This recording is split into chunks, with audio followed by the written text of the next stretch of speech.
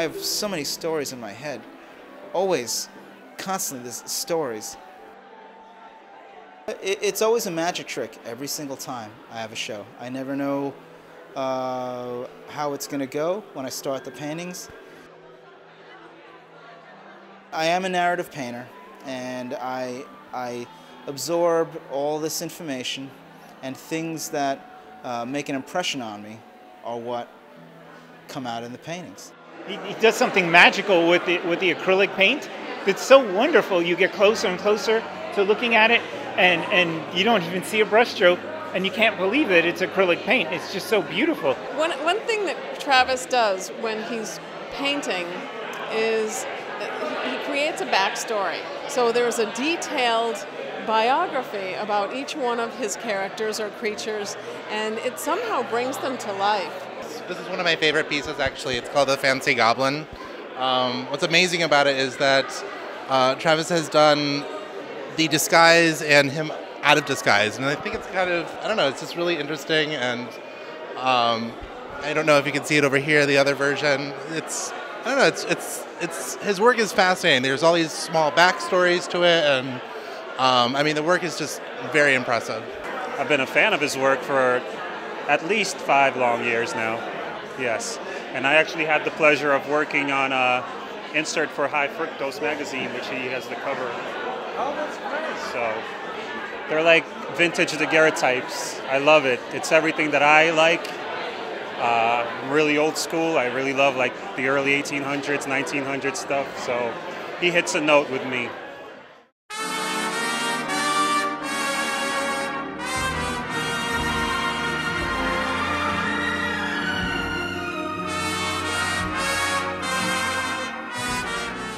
It was the 20-year anniversary of the McCarthy hearings, and that's what was on the television. And you know, I'm a little kid. I have no idea what's going on. I just recognize, hey, look, that's Humphrey Bogart. That's a guy from one of the movies that my grandfather watches. Hey, wait, that's Lauren Bacall. That's Danny Kaye. And I'm recognizing not the names, but the faces. And I'm watching this, and then I just drew it.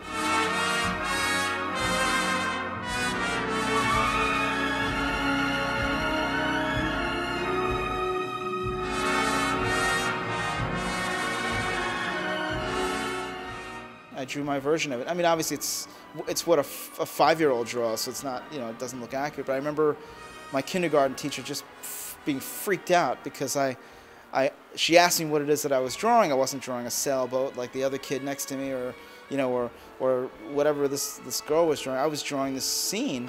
And she said, "Well, what is that?" And I looked at her and I just kind of said, "Well, that's a Senate hearing." And then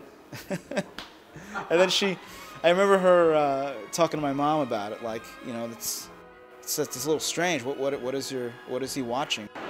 There's a delicacy alongside a creepiness that I really appreciate.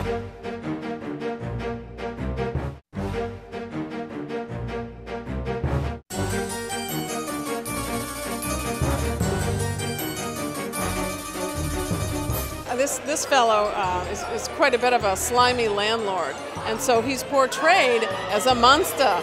The portrait is reminiscent of, you know, an 1800s classic portrait, but you know, I love the ghoulish, monsterly hands. They're big, and it feels to me like the way Rodin did hands too. I love that. And the way he presents them, the context with the frames, and they're from a different time. I love that, first of all. And so it has a feeling of like an old black and white photograph. And the choice of using the black and white, it has a timelessness to it. It had like the sort of sepia tone black and white. It's like if you look at a black and white photograph, it immediately gives you a sense of period, a sense of time. It abstracts time immediately.